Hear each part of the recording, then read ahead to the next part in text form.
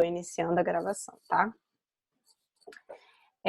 Hoje, então, eu vou passar essa aulinha para vocês de trauma-oclusão, né? A gente vai focar bastante na parte de periodontia, óbvio, né? E aí, se vocês tiverem dúvidas, abre o microfone e me manda. Ou quem não tiver áudio, bota no bate-papo, mas às vezes eu não consigo ver o bate-papo, porque eu tenho que ficar indo e voltando para ver, tá? Mas fiquem à vontade para perguntar, comentar, falar de algum caso que vocês já viram, né?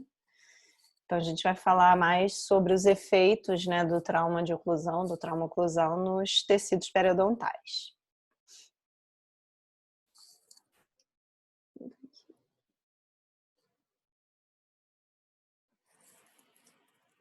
Então, na oclusão fisiológica a gente tem que situação? A gente tem uma harmonia, né, da oclusão do paciente com as funções do sistema mastigatório.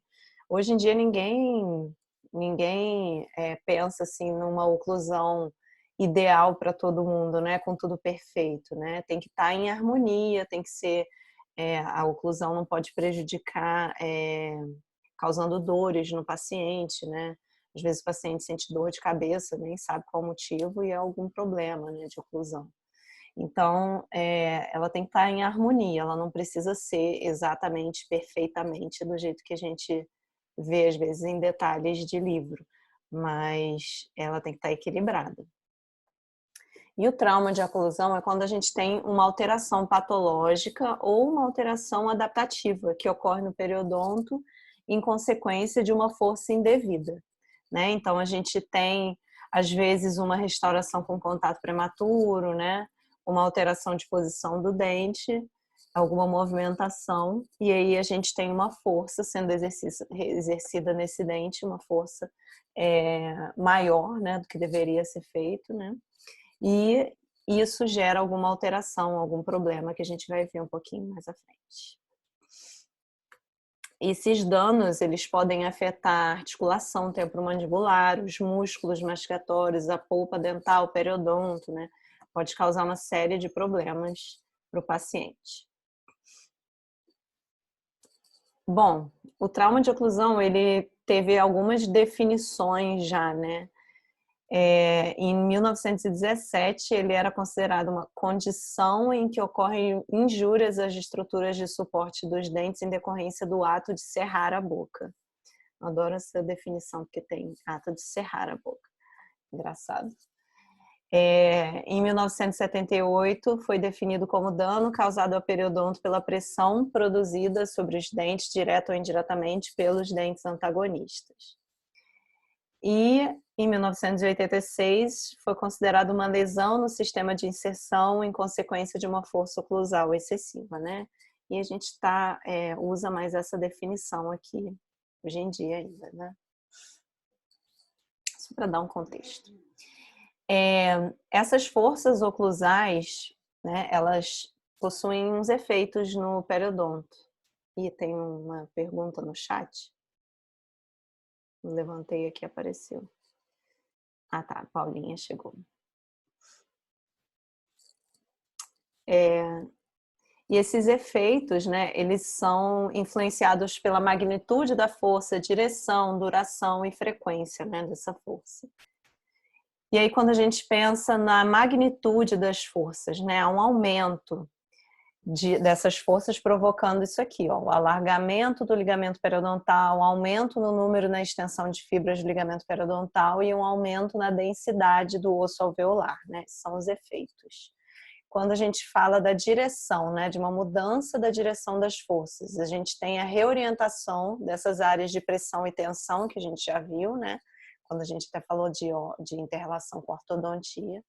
Vocês já tiveram também isso em orto, né?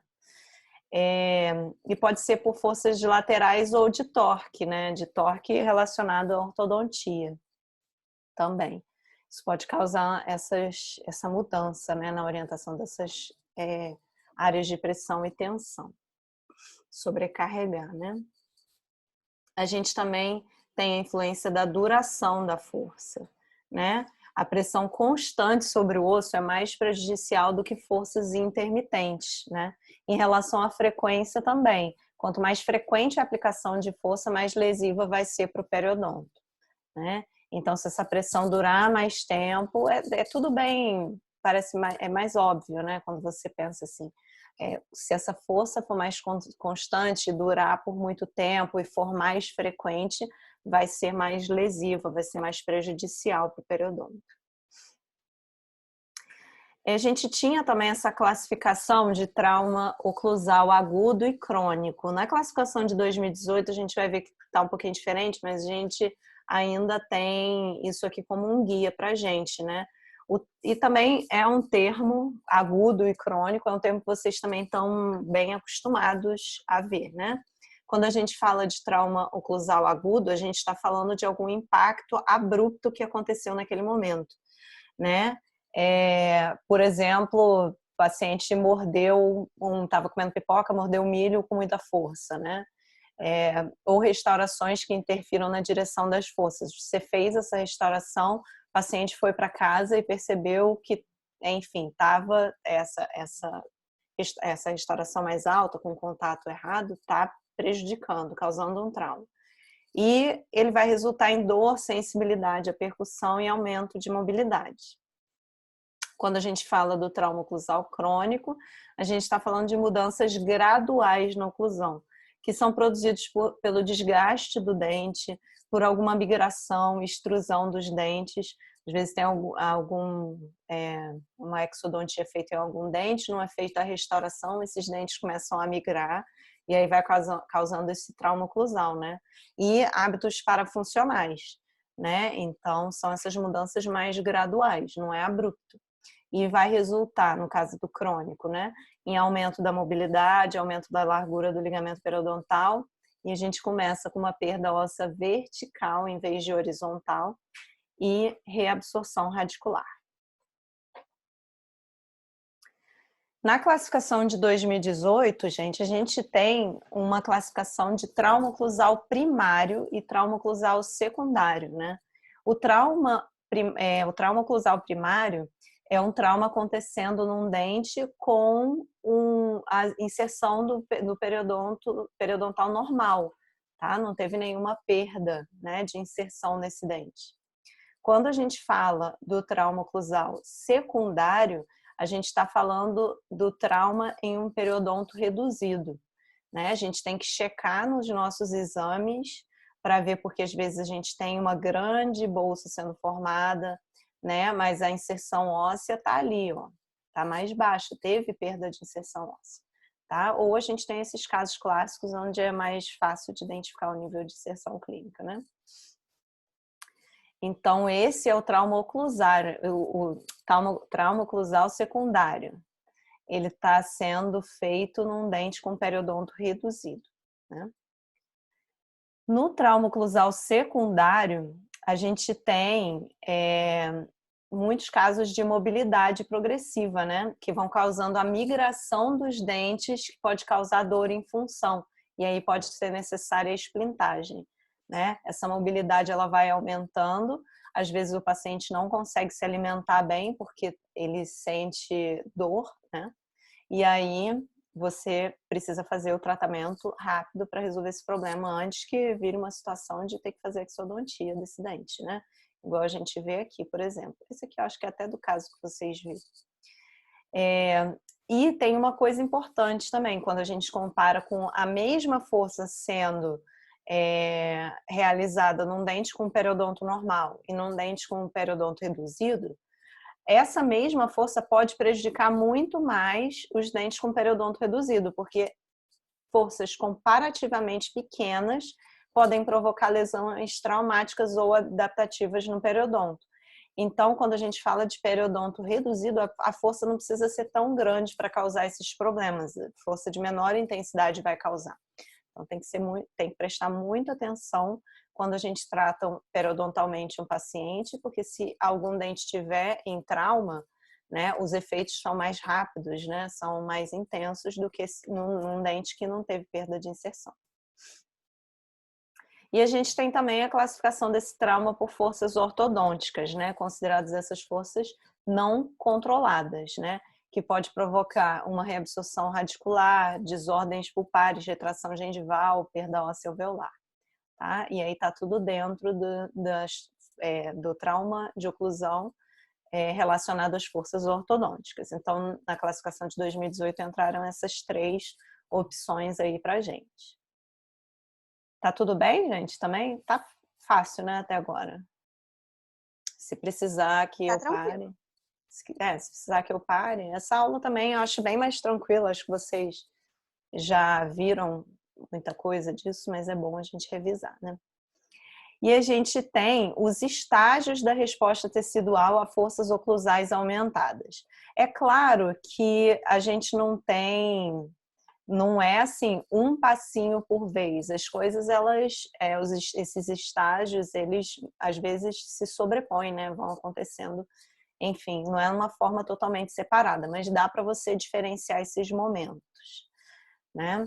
E aí a gente tem primeiro o estágio 1, que é o estágio da lesão, onde a gente tem um aumento nas áreas de reabsorção e uma diminuição na formação óssea, né? Lembra que a gente tem aquelas áreas de pressão e tensão, né?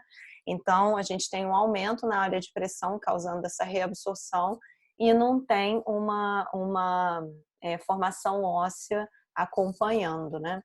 E as furcas são áreas muito suscetíveis às lesões de forças oclusais, tá? Então, isso também tem que ser observado. Às vezes a gente tem umas lesões, umas áreas radiolúcidas numa região de furca, mas não tem uma perda nas proximais na mesma altura, né?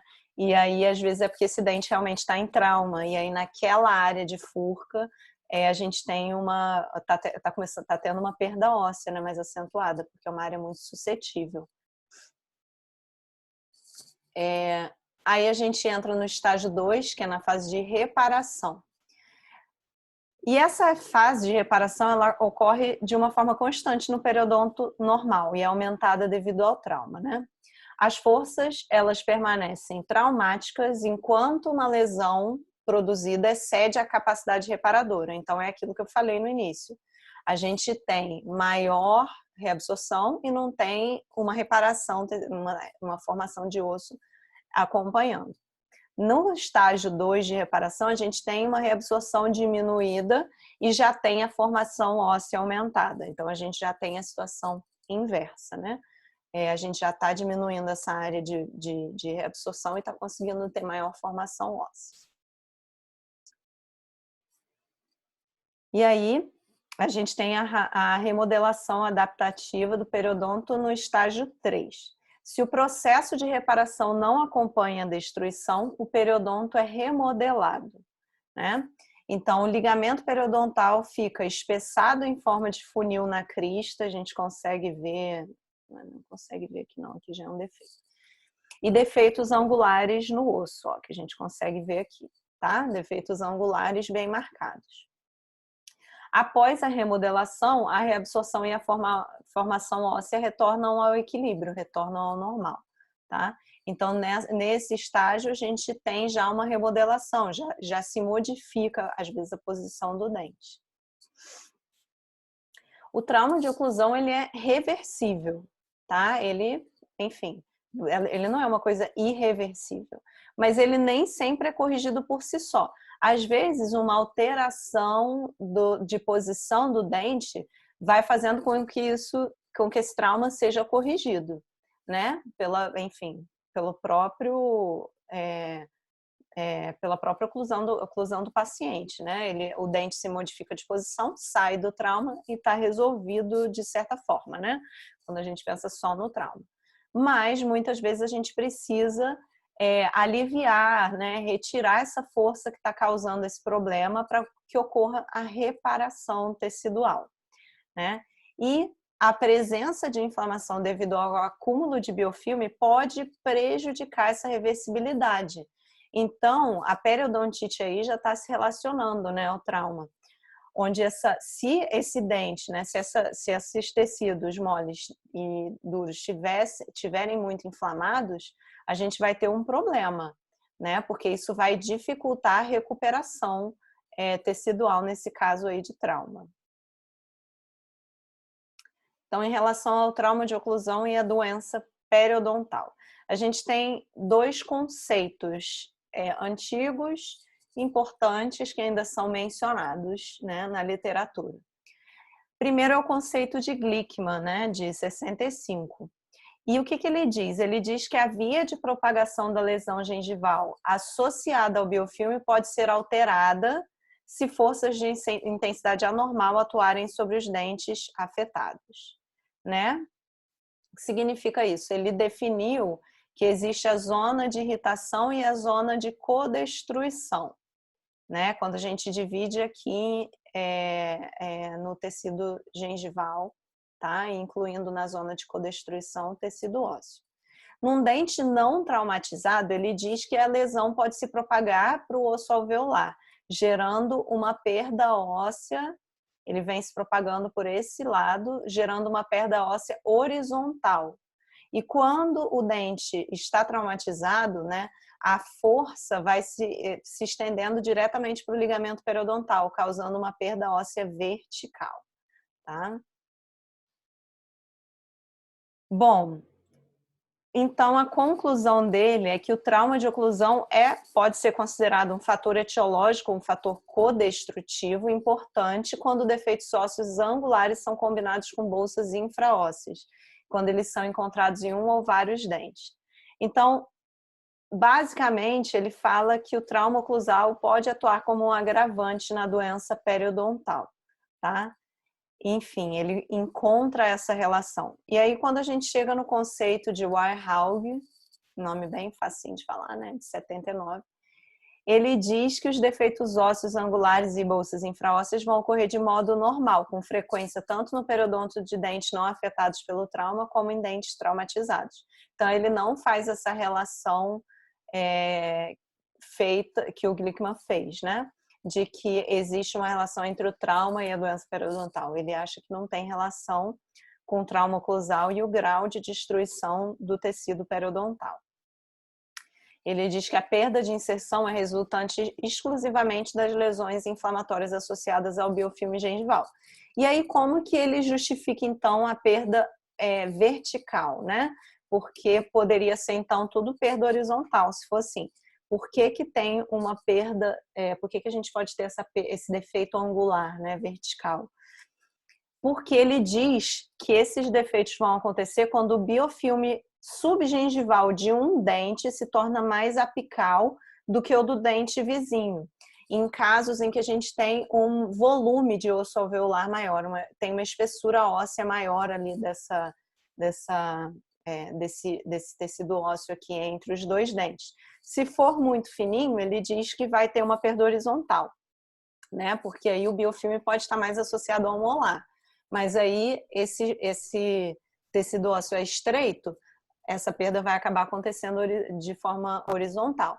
E a perda vertical vai acontecer se eu tiver um tecido ósseo mais espesso e esse biofilme mais associado a um dente, né, esse biofilme subgengival, do que no outro, tá? Deu para entender, gente? Natália, Oi. posso fazer uma consideração aí? Pode. Nem vi que você tinha... Agatha. Tudo bem? Tudo bem. Cheguei um pouquinho atrasada. Aí você já estava Ah, falando, não quis interromper. A gente tem que lembrar também, né, nesses dois conceitos aí, eu, na verdade, sou mais, assim, simpatizante do conceito de Verhaeuge, porque a gente tem que lembrar também que o padrão de defeito ósseo, né, da reabsorção do processo alveolar, enquanto a doença ativa, está muito relacionado também com o padrão de doença periodontal que esse paciente tem.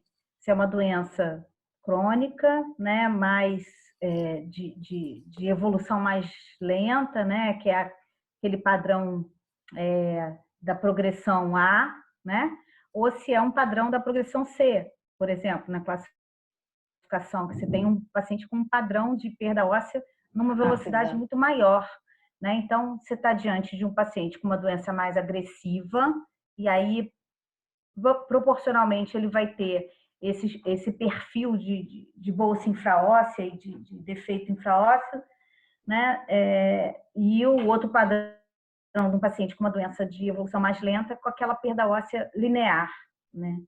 Então, Isso. assim, é claro que o trauma oclusal, em conjunto com uma doença periodontal, ele vai ser um fator agravador, né? Agravador, mas não iniciador. E não que explique, né? Vamos dizer assim, o defeito infraósseo simplesmente pelo trauma. Em alguns casos, pode até acontecer do trauma influenciar, porque esse dente já teve um mau posicionamento, já migrou, instruiu, e aí sim o trauma pode estar influenciando no agravamento desse defeito infraósseo. Agora, Cara, a não sua tem gata aí. jeito.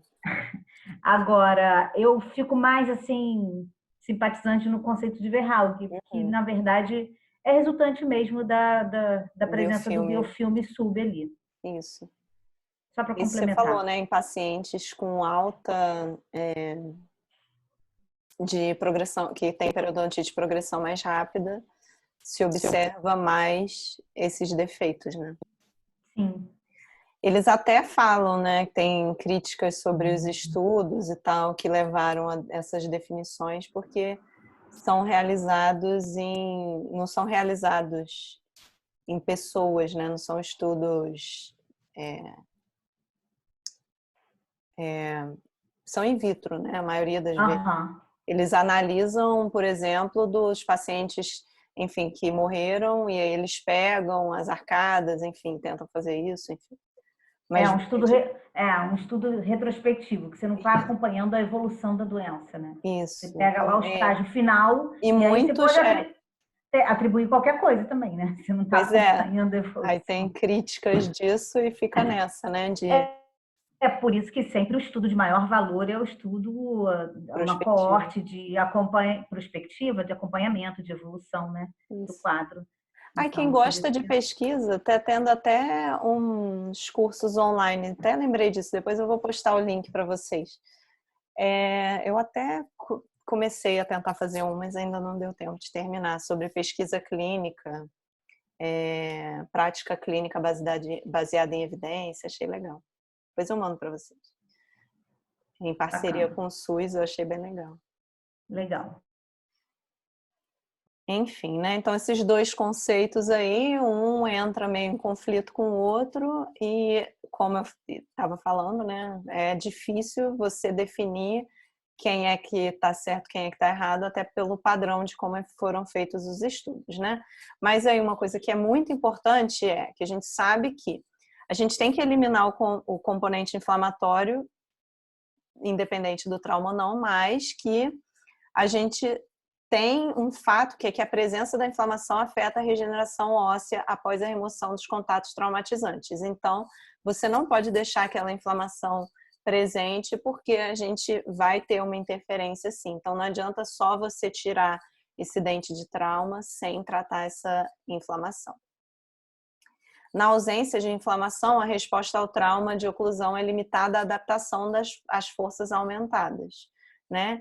Então, se o tecido não está inflamado, a gente vai ter uma adaptação, enfim, dos tecidos para conseguir superar esse trauma, ou você vai remover esse trauma de oclusão.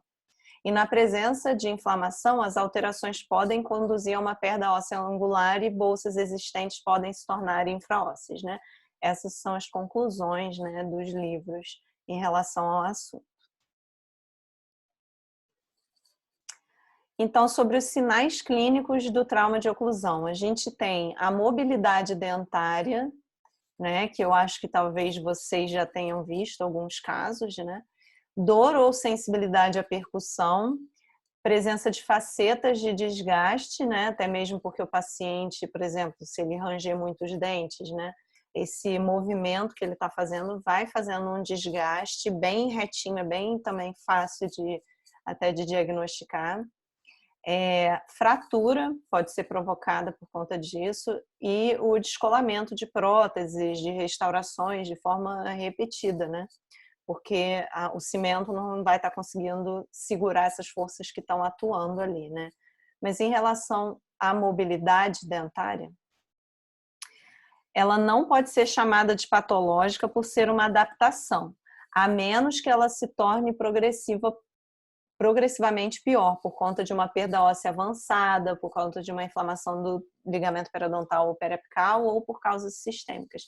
Então, inicialmente, se você tem o trauma e o início, né, dessa mobilidade, às vezes ela está sendo uma forma do dente adaptar a esse novo fator, esse novo estímulo que está acontecendo ali.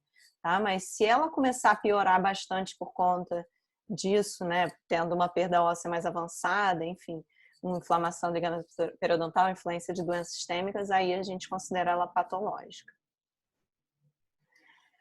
Bom, em relação aos sinais radiográficos do trauma oclusal, né? A gente tem aumento da largura do espaço periodontal, muitas vezes a presença de defeitos ósseos angulares, né? Radiolucência e condensação do osso alveolar, reabsorção radicular, né?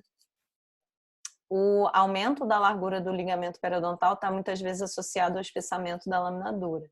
Ele não necessariamente indica uma alteração destrutiva, mas a gente tem que ficar atento a isso para saber que está acontecendo alguma coisa para fazer o tratamento, né? Para não deixar isso progredir. Em relação aos defeitos ósseos angulares, né? E a radiolucência do osso alveolar, né? Que a gente observa.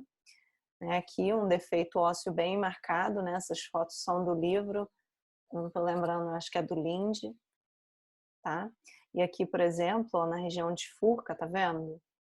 Como é bem marcado também, essa perda óssea começando. Bom, em relação à reabsorção radicular, né, a oclusão traumática e a reabsorção podem resultar em anquilose dos dentes. Essa reabsorção muitas vezes está associada a tratamento ao tratamento ortodôntico, né? Eu tenho até uma radiografia que eu queria pegar com uma amiga minha, porque ela é nela mesmo, né? Uma amiga que fez a especialização comigo. Ela tá com uma reabsorção assim por conta do tratamento ortodôntico nos dois incisivos centrais, muito parecido com isso aqui. E por enquanto deu tudo certo, tá tudo bem, mas ela vai ter que preservar assim, né? E ver o que vai acontecer. Mas é complicado. Natália, eu tenho uma Oi. paciente que tem exatamente essa situação, só que agora cai para trás, todos os dentes. Mentira. E eu tô com pena da minha amiga que tem tratamento dois que já tá com ortodôntico, prognóstico ruim. tratamento ortodôntico durante 20 anos seguidos, com muita força, muita movimentação. Ela perdeu, só para você ter uma ideia, ela perdeu do 13 ao 23, eles não tinham mais raiz nenhuma, estavam pendurados na mucosa. Eu fiz implante do 13 ao 23 e ela perdeu também todos os incisivos inferiores também. Paciente Gente, na época ela tinha 55 anos. Nossa, que pena. Depois, aí eu fui tentando salvar os outros, né? Mas aí depois a gente teve que fazer implante no molar e no pré-molar também, assim, não generalizado, mas um ou outro. Mas eu vou ver se eu acho a radiografia para colocar num próximo encontro, para que eu tenha tomografia. Até seria legal botar a tomografia, porque dá para ver que perdeu completamente todo o suporte ósseo. Né? E aí, assim, você fica numa situação difícil, né? Porque aí você fala com o paciente que tem alguns casos de reabsorção avançada em alguns pacientes. Você fica tentando não detonar tanto o outro profissional. Né? É difícil. Mas, gente, esse ortodontista não fez radiografias panorâmicas ao longo do tratamento dele. Não é possível, né? Que ele não estava acompanhando e vendo que aquela reabsorção radicular externa estava ativa, né? Para acontecer, né, em todos os dentes exatamente. Eu vou ver se eu tenho a ficha, eu tenho que pegar aqui no arquivo morto e é uma paciente de algum tempo. Aí eu vou pegar para mostrar para vocês. Gente, é muito tenso. Tem que ser feito com muita cautela, né? Em relação à migração patológica, né, a migração dentária patológica, a gente sempre é o casinho é a Paula, né, que fez. Tem até a foto, né, do dentinho, né? Quando a gente tem uma movimentação desse dente que está em trauma, né, em pacientes que têm doença periodontal, esses dentes, eles já têm muitas vezes já tem uma perda de inserção, então acontece essa movimentação para ter uma readaptação, né, para que esse dente se readapte nessa nova oclusão para fugir do trauma, né? Basicamente isso, né? E aí a gente tem essa paciente que tinha algumas áreas, né, de perda de inserção, por exemplo, e a gente tinha esse incisivo que estava em trauma, né? E aí ele acabou tendo uma migração, né? E nessa imagem aqui do livro mesmo mostrando alguns casos maiores. Mas a gente tem até mais fotos mostrando outros casos. Tem muitos pacientes ficam com aqueles incisivos em forma de leque, né? Todos eles migram mais para vestibular. A gente tem é muito frequente observar isso nos pacientes que têm periodontite, né? Ainda mais avançada. Às vezes eles perdem molares, né, importantes para ter essa oclusão e acabam exercendo uma força maior na área dos dentes anteriores, né, durante a mastigação, enfim, porque não tem um stop lá, né, dos molares para parar na oclusão. E aí esses dentes vão migrando e os incisivos, né, superiores, enfim, os dentes anteriores e superiores vão migrando e vestibularizando. Então, é comum, né? Tem até aquele caso... Foram vocês que mostraram o caso que clarearam um paciente que tinha os dentes assim? Eu até já esqueci. Mas eu acho que foi com vocês que mostraram para mim, para a Aline. A gente comentou, sim. Foi, não foi? Foi o cara que vocês... Eu lembro também. Alguém botou até a foto clarearam. da internet. E aí os dentes estavam todos migrados, né? Esse paciente tem um problema periodontal grave e provavelmente é isso que aconteceu, né? Uma migração. Acho que fizeram até faceta no paciente. Foi para ficar bem branco. E ele não... Ou, enfim, talvez até extraíram e fizeram uma prótese igual. Nem sei o que fizeram ali. Porque ele disse que faz parte do trabalho dele. Então, ele queria os dentes daquele jeito. Enfim. Bom, as conclusões. O trauma oclusal, ele não inicia a gengivite, né? O trauma oclusal não inicia a perda de tecido conjuntivo de inserção. Foi o que a Aline falou. Ele não é um fator que vai iniciar. Ele provavelmente tem um papel secundário na progressão da doença periodontal. Então, não vai iniciar, não vai ser um fator primário, mas um trauma de oclusão pode acabar gerando, né, por conta dessa distribuição desequilibrada, né, das forças, pode acabar gerando uma perda de inserção. A inflamação tem que ser eliminada e os fatores oclusais subsequentemente reavaliados. E a cura, seguindo o tratamento cirúrgico da doença periodontal, pode ser mais vantajosa em dentes sem mobilidade também. A mobilidade dentária não é necessariamente um sinônimo de trauma. Então, a gente tem que tomar cuidado com isso também. Às vezes, a mobilidade não está relacionada a um trauma e a gente vai querer fazer um desgaste num dente achando que ele está em trauma. Está mais relacionado à perda de inserção. Então, tem que diagnosticar bem os casos, tá? Como eu tinha falado, essa aula é bem curtinha, mas eu botei uma partezinha aqui de esplintagem também para vocês, né? Vocês também já fizeram, já tiveram aula de esplintagem, mas até mais para mostrar um caso para vocês. Bom, as indicações da esplintagem seriam mobilidade dentária crescente, que se torna desconfortável o paciente, né? Para prevenir a migração dos dentes e, às vezes, para finalidade protética. Primeiro, a gente tem que definir a etiologia da mobilidade, porque não adianta você fazer essa contenção, fazer essa esplintagem, se você não sabe a etiologia, se você não fez a terapia oclusal antes, né? Porque o problema vai continuar. Quando você fizer essa esplintagem, se esse dente ainda tiver em trauma, ele vai continuar soltando dessa esplintagem, né? Então, não vai ter um resultado bom, né? Vai soltar, não vai adiantar de nada. E tem que fazer também o controle da inflamação. Quando esplintados, os dentes dentro do splint compartilham a carga oclusal até certo ponto, né? Então, a gente tem que avaliar bem o caso para, quando fizer a esplintagem, conseguir distribuir bem essas forças. E não forçar dentes que também estão com grande mobilidade, né?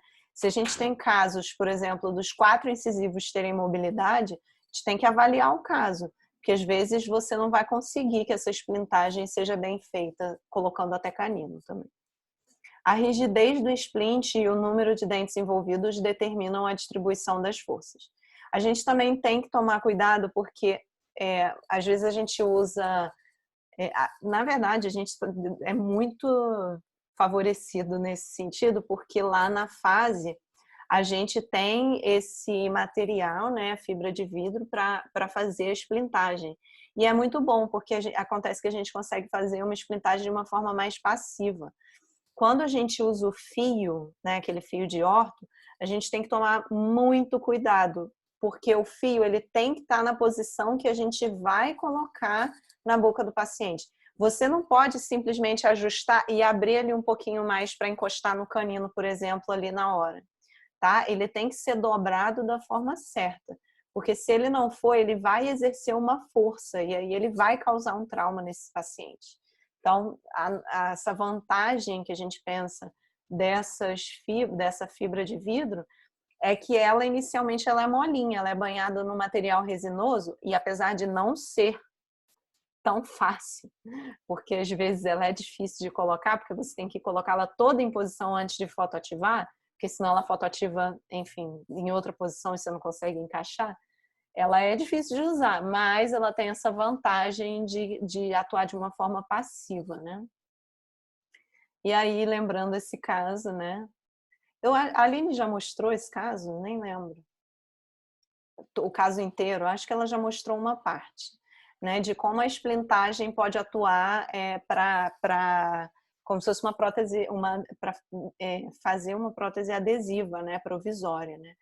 Que foi feita a extração desse dente, mas antes a gente fez a moldagem, pegando ali na vestibular, porque a gente queria facilitar, né? Colocar o dente em posição, que ia ser um caso difícil de posicionar isso. Né? A gente raspou o dentinho que foi extraído, cortou ali, né? na área radicular. Como o paciente tinha perda de inserção, a gente não cortou na junção cemento-esmalte, a gente deixou mais um pedacinho de raiz ali, só para manter a altura dos outros dentes, e fez uma canaleta para passar a fibra de vidro ali no meio. E também é importante esvaziar, né, a câmara pulpar e preencher com uma resina flow, por exemplo. E aí, né, foi mesmo no dia da cirurgia que isso foi feito. Então, foi feito o condicionamento ácido, né, tudo direitinho, usando a barreira de silicone para colocar o splint em posição. E aí, né, olha, o dente ele não ficou aqui na altura, né, da junção, ele ficou um pouquinho maior para ter o padrão com os outros dentes, né, e o paciente saiu felizinho da vida. Ele não voltou, né, Aline? Ou ele voltou? Esse paciente é o Almir. Ele voltou para a gente, ele voltou, lembra? mas depois sumiu de novo. Não, ele voltou um ano depois, ele voltou na pério. E aí a gente até tirou foto, não sei se você está com essa foto. Eu vou ter que ver. É legal de mostrar nessa foto que essa situação durou mais de um ano, que ele ficou com essa prótese adesiva direta. E não soltou, com a fibra e tudo. Então foi bem legal de mostrar isso, né? Um ano depois ele estava lá com essa prótese adesivazinha com o dente dele próprio feito no dia da cirurgia.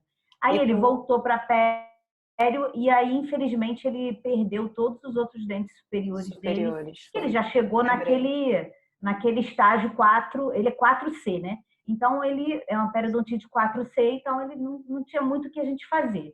E aí assim, ele foi para o professor Walter para fazer a prótese total, eu acho, superior. Inferior não, mas superior vai ser total. Você mostrou até as radiografias dele, é bom que Ah, vocês veem mostrei. a foto, tá vendo? Ele já não tinha muitos dentes da região anterosuperior, nenhum, né? Acho que só tinha esse canino aqui. E os molares estavam com muita perda mesmo, então ele acabou ficando só com esses inferiores.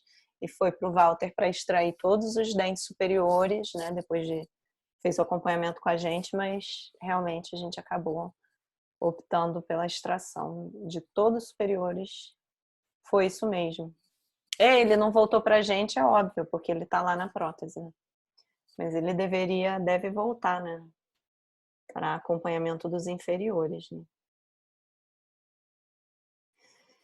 E uma questão importante sobre a esplintagem é isso, a dificuldade, né, com a higiene. Às vezes o paciente tem a dificuldade com a higiene sem a contenção, imagina com, né? E até mesmo essa contenção higiênica, né, é complicado porque acumula também bastante cálculo, tá vendo? Nas voltinhas, né? Então a gente até tem bons resultados com... Cadê a foto inicial? Com essa esplintagem. Tá vendo? Esse paciente consegue passar escova interdental. Usando o fio dental é muito difícil, porque ele vai ter que usar um passa-fio ou ter a paciência de entrar com fio dental e às vezes dificulta. Com uma escova interdental aqui, às vezes funciona melhor. E quando a gente fala dessa esplintagem, né, higiênica, que muitos chamam, você realmente consegue usar o fio dental, mas mesmo assim ela faz esse acúmulo, então tem que se tomar muito cuidado na esplintagem e orientar bem o paciente para ele conseguir limpar, porque senão você acaba causando um problema grande para ele também. Né? Esses são os capítulos dos livros, né? A imagem ficou ruim aqui, que tem sobre o trauma. Acho que para vocês agora, nesse momento, tem o Carranza, né, disponível lá. Vocês podem dar uma olhadinha. Tá, gente? E aí, vocês querem fazer algum comentário? Aula bem simples para vocês já poderem hoje iniciar o estudo dirigido de vocês. Você vai botar hoje, Aline? Na verdade, falta ainda eu adicionar as duas questões que vão ser relativas à aula de exames laboratoriais.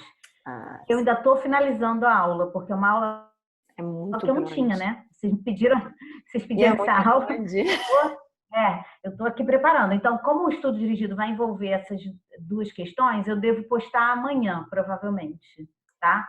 Então, a data está lá a partir de hoje, mas eu devo postar amanhã ou no domingo, assim que eu terminar a aula, para eu extrair duas questões da aula e aí colocar lá para vocês poderem trabalhar. Ou então, também, olha só, eu posso também postar o estudo dirigido não, melhor esperar e postar uma tarefa só, senão vai demorar para entregar também, a gente não está botando prazo para agora, porque ainda vai ter que ter aula de exames e aula de antibióticos. De antibiótico, então dá tempo, né? Dá tempo. E fala, Daniel, desculpa, você estava falando, me interrompi. Não, desculpa, eu que entrei. Se eu não me engano, deu para entregar só dia 19 do próximo mês, né? Então tem um tempo ainda. Tem muito. Isso, tem tempo. Não tá difícil, tem tempo. Eu queria perguntar para vocês também em relação à parte de antibióticos, né? O que eu quero saber de vocês é se vocês, porque vocês já tiveram aula explicando mais sobre os antibióticos, enfim, dando as opções. Eu estou focando uma aula voltada para tratamento de doenças periodontais, tá? Vocês têm muita dificuldade com esse tema de antibióticos? Querem que eu dê uma revisada pelo menos nos antibióticos que eu vou comentar para o tratamento periodontal, ou vocês estão craques em antibióticos, mas querem entender melhor essa relação com a doença periodontal? Bom, falando por mim, crack, antibiótico não.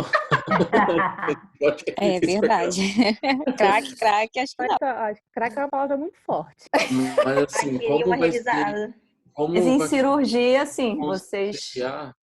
conciliar para a periodontia deve ser interessante, porque assim, Tá. já que tem como direcionar os antibióticos para tratamento periodontal, acho Não, legal. isso com certeza vai ter. Só que eu tô fazendo a aula, e aí a aula tá ficando assim, né? Aí eu falei, gente, será que eu tô falando coisa demais sobre antibiótico e ele já tem Natália, base boa? Aí, então, Natália, tem que lembrar que eles já tiveram essa aula de antibióticos com o Delano. Então, eu acho assim que a gente pode focar mais para né? pério. Pra Focar não para ficar pério. gigante. Quando usar o antibiótico no tratamento periodontal, quando tem indicação de usar, e se tiver indicação de usar, quais são as drogas de Faz. Eu tô escolha, montando a onde que aula eu assim. opto, exatamente, qual é o padrão ouro, né? Lembrei do Delano, falei no padrão. Padrão. Qual é o padrão ouro de antibiótico para tratamento periodontal? Em que tipo de doença, em que classificação da doença a gente pode lançar a mão? Tem sustentação científica para isso? Acho que tem que ir por aí. E aí Não, por vai enquanto dar uma boa discussão. é aquela coisa. Aí eu falo de um antibiótico, aí eu começo a descrever o antibiótico. Aí eu assim, gente, eu acho que eles estão com essa base já. Eu não precisava, tipo, me aprofundar tanto. Então eu vou botar coisas relevantes à doença periodontal uma aula mais focada. Aí se vocês Beleza. puderem, por exemplo, dar uma relidinha para quem já esqueceu nas aulas antigas de vocês, aulas mesmo sobre antibióticos, só para chegar lá com o mínimo de base para a gente ir direcionando, né, para aula. Eu posso, talvez, eu não sei. Assim, uma coisa que eu tenho dificuldade, não sei se é só eu, mas assim, aonde o antibiótico atua, porque ele tem amplo espectro, ele atua em determinadas bactérias em si. Não Isso eu sei tô se botando na aula. Show. Eu tô colocando se ele atua mais gram positivo, gram Isso. negativo. Ótimo. E quais bactérias que são, vocês também querem? Assim, para pele eu acho legal. Eu também acho Eu vou legal botar, não, eu tô colocar. botando tudo isso na aula, só que eu realmente estava, tipo, dando um resumo de cada antibiótico. Eu falei, gente, essa aula vai durar 5 horas se eu for fazer isso. Então, eu vou manter desse jeito, eu vou só tirar uma parte de, tipo, enfim, contexto, uma coisa grande sobre antibióticos que eu estava botando, que eu estava achando exagerado já. E a parte de antibiótico, eu estou botando também sistêmico. A parte de antibióticos de uso local na pério, eu não sei o que você acha, Aline, mas eu também estou querendo colocar mais um bem breve resumo mesmo, porque é difícil, né? Usar isso, não sei se tem tanta aplicação pra gente, mas Natália, desculpa, você podia repetir? a parte de antibióticos usados localmente para doença periodontal. Tá. Então, eu acho que é Esse é legal. mais breve, né? Então, acho que pode fazer um en passant, sabe? Porque Aline, eles não vão. Olha, gente, para. É que eu gosto de usar esses termos de vez em quando. O Antônio que gosta, ele fica me sacaneando. Mas eu acho que a gente tem que dar uma noção para eles. Eu acho que é legal. Eu tô Até porque a botando gente também, não vai usar, né? E, na verdade, na realidade, a gente nem tem comercialmente, exatamente. né, aqui no Brasil, essa possibilidade, tá? Mas acho que eles têm que conhecer, Eu né? vou botar no final. Eu vou botar no final, até porque talvez vocês já estejam mais cansados de me ouvir no final e eu quero que vocês entendam bem a parte sistêmica. Mas aí eu vou colocar assim para vocês, então, essa parte de uso local, enfim, para vocês terem essa noção. Mas é isso, porque eu estava pensando, se a gente pensa na nossa realidade, não vai ter muito como aplicar. Mas é legal vocês entenderem o contexto. Vocês podem ver por aí. Beleza, então. Agora todo mundo vai para o GBPD, que eu vou botar o link. Todo mundo não, né? Eu acho assim que a gente tem que aproveitar os benefícios da pandemia, né? Se por um lado a gente, né, tá doido para voltar e fazer clínica, e a gente vai fazer, né, nem que a gente invada não sei quantos meses para frente, vocês vão ter essas horas clínicas que vocês precisam ter, nem que a gente fique de noite, sábado, isso vai acontecer provavelmente, mas vocês vão estar muito mais fortalecidos em termos de teoria, não tenha dúvida, porque vocês estão com tempo para estudar, vocês estão tendo outras aulas, vocês estão com possibilidade de aprofundar o conhecimento teórico, que é uma realidade da periodontia. A periodontia tem uma fundamentação teórica enorme, muito vasta, que muitas vezes até numa especialização a gente não consegue dar conta de todo, né? Então, pode perguntar para a Natália, que fez a especialização dela agora e Foi mais recente. Com certeza ela não leu toda a bibliografia, o Lind e outras bibliografias indicadas, entendeu? Não dá tempo. Então, assim, se a gente tiver a oportunidade de discutir mais, com certeza vocês vão sair fortalecidos para quando iniciarem a clínica, né? Enfim. Depois são só as horas de voo, né? As horas de voo e cada caso para a gente poder individualizar e reconhecer os fatores de risco, saber como tratar de forma individualizada, se entra com antibiótico, se não entra. Isso é que a gente vai fazer na clínica, né?